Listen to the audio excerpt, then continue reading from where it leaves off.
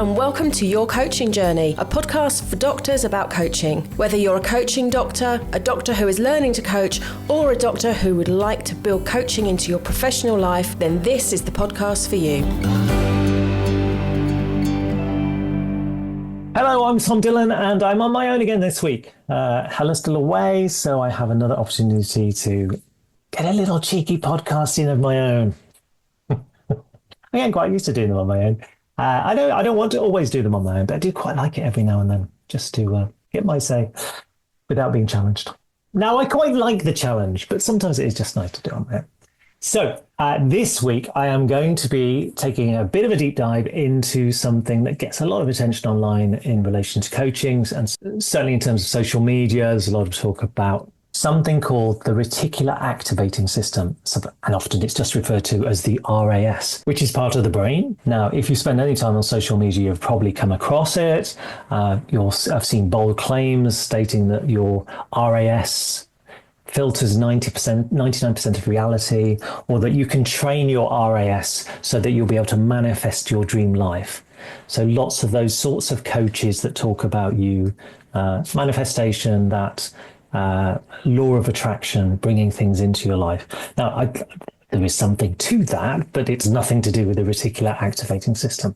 So, because that sounds very exciting, doesn't it? But as with many things, when people start to talk about neuroscience, the truth is, in some ways, more fascinating, but often more grounded, more practical than that.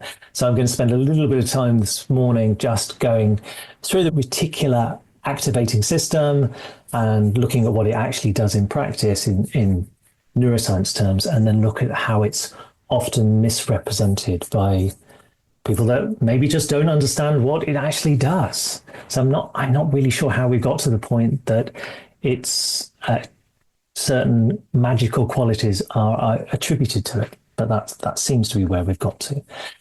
So, why would it matter? Why do we need to know about this in terms of coaching? I think we, as with all of these things, I perfectly accept that there are times when I get things wrong, but I try not to perpetuate things that I know not to be true. So anything when I'm studying psychology, I tend to do quite a bit of research into it and challenge what's presented to me. So it can be a little bit challenging, but I like to dig down and go, is that really true?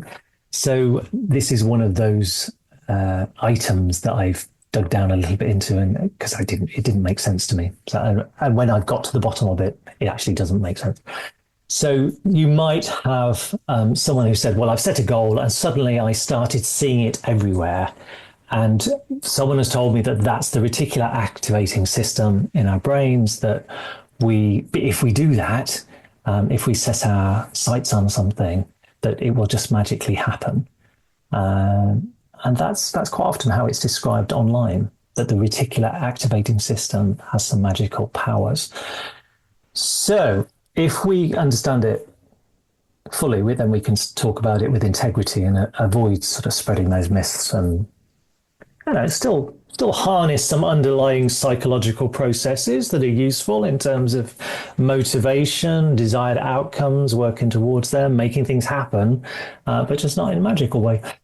So the reticular activating system is a component of the brainstem. So between the brainstem and the cortex, there's multiple neuronal circuits that contribute to it.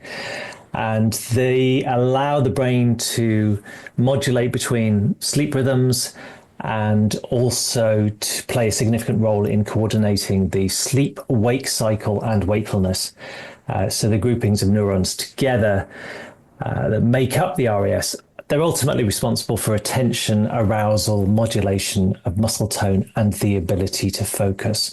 And when we talk about attention, that's us being attentive, being awake.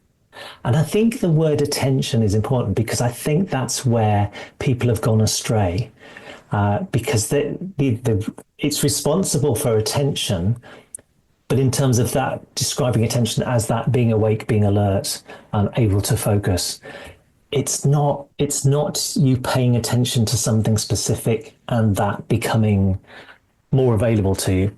So research into the reticular activating system was initiated back in the 1940s. So researchers Manizzi and Magoon, they discovered that stimulating parts of the brainstem in cats could flip their brains from sleep-like activity into wakefulness. Probably really annoyed the cats, but that's the research they did. So that's how the concept of what is actually the ascending reticular activating system was born. So modern neuroscience has refined that picture, so we know that there are multiple modulatory systems involved. So noradrenaline, serotonin, histamine. So it's a little bit more complex than saying, well, it's just one thing. So quite often it's referred to as a goal filter. So people say, well, it filters out 99% of information that just allows you to focus on your goal. So it is more like the mains electricity supply. So it's that taking you from a restful, sort of sleepy state into that, I'm awake, I'm here, I'm paying attention. So that's what it's designed to do. And it's more evident when it fails. So damage to the pathways can lead to a coma or disorders of consciousness, such as narcolepsy.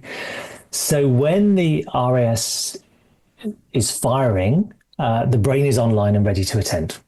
And when it's suppressed or disrupted, consciousness fades. So that's the neuroscience, and that's kind of all of the neuroscience around it. Now, what tends to happen, particularly in the world of social media, is that myths and misrepresentations abound. And three common myths. So one is that the RAS filters out 95 to 99% of information. And there's no scientific basis for that at all. And those numbers are made up anyway, and they're just endlessly recycled.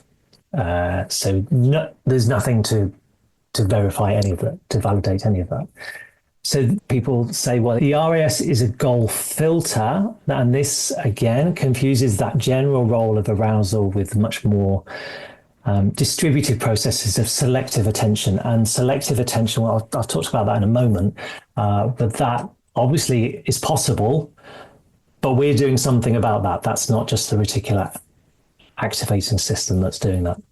So if the third sort of myth that gets presented and is a misrepresentation is if you tell your RAS what you want, it will manifest it. And obviously that's magical thinking. It's not neuroscience, but it gets brought out. So in terms of why this happens, I think people will say, well, I've started to think about this. This is my goal. And now I've started to see it everywhere. And that law of attraction, the world is bringing it, the universe is bringing it, conspiring to bring this stuff to me because I focused on it and the reticular activating system has been activated and it's coming to me. And I've had an experience of feeling like that. And I know it's not true, but I did have that experience. So back in 2015, 2016, I wrote a blog for a year.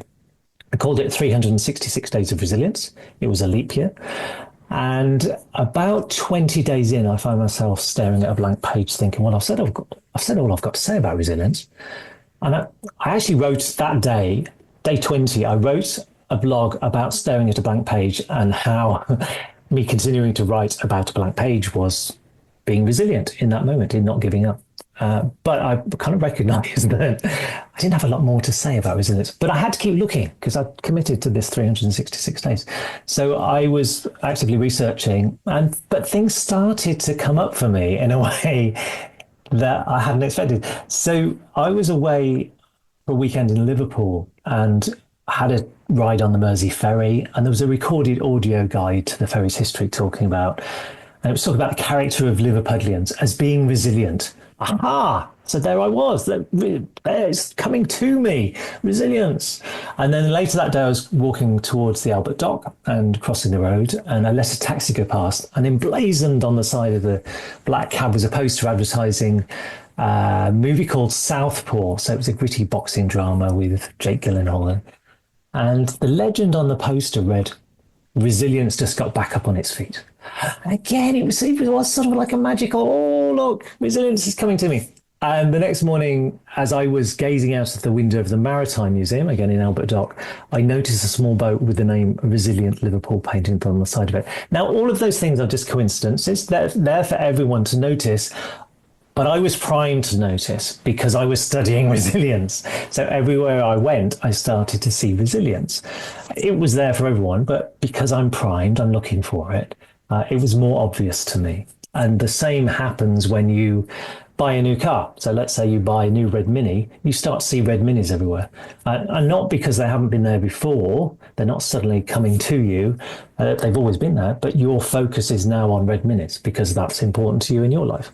So I think it's very easy to get drawn into that idea that the world is conspiring to bring things to you, but it's just your focus. You're primed to see things and hear things and experience things.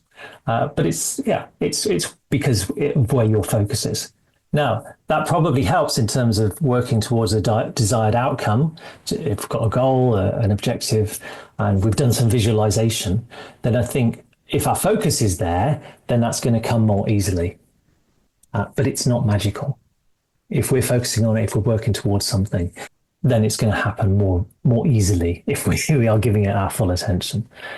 So in terms of coaching room, in terms of using this knowledge, I think, without us slipping into pseudoscience, just be aware if someone does talk about the reticular activating system or RAS, just know that it's responsible for arousal, for letting you pay attention. And obviously, if we've got a client who's exhausted, burnt out, sleep deprived, their ability to pay attention, to be in that wakeful state is compromised. So the reticular activating system won't be working particularly well. So they need to get good sleep, movement, stress management, time their caffeine well, so that they are awake and paying attention. And in terms of that, focusing on what's important, what matters to us, then I think that is trainable. It's not the RAS, but it's trainable. So what we practice noticing becomes easier to notice. So if we are really focused on, so as I was with resilience became easier to come across because I'm constantly on the lookout for it. And we're looking for cues, aren't we? It's out there and we're searching it out and finding it. So that I see it everywhere effect is perfectly normal. It's known as the frequency illusion, along with a little bit of confirmation bias. So it can help clients to understand that what they notice is shaped by focus rather than fate. So it's not the law of attraction. It's not manifestation. It's focus. So I think useful to kind of swap out things like, well, tell your RAS your goals and it'll filter reality. Just if we're talking to clients, letting them know that in setting clear desired outcomes, clear goals, clear objectives, and working towards them, then that will bias our attention. So we'll notice relevant cues and that will help us to achieve what we want to achieve. And rather than saying that, well, the brain filters out 99% of input, if we're talking about attention, it is selective by design. We only take in a small fraction of what the world is throwing at us, but it depends on our state and our goals. And we're in control of that rather than the RAS just doing it automatically. So rather than saying, well, just manifest it, designing your desired outcome and putting the steps in place to work towards it is going to make it easier for you. And obviously you're going to notice things that are helpful to you in reaching that goal as you move towards them. So there we are. The reticular activating system. It isn't some magic goal filter or cosmic concierge. It's a vital network that keeps your brain awake, alert, and ready to focus.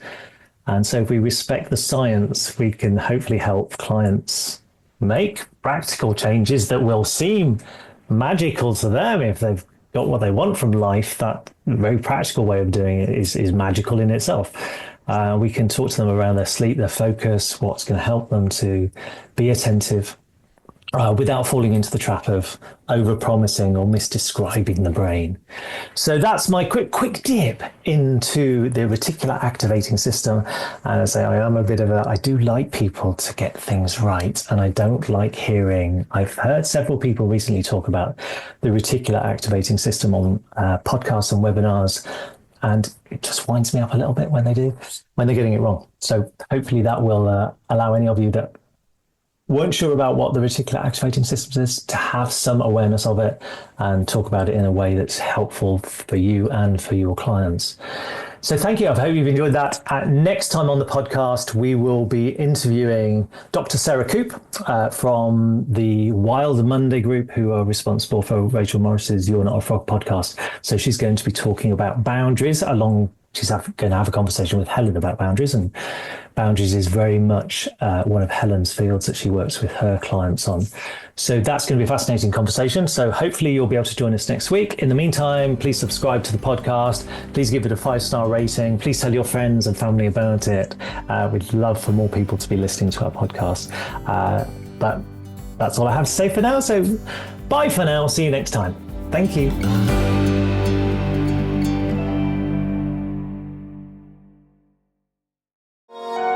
This has been a Monkey Pants Productions podcast.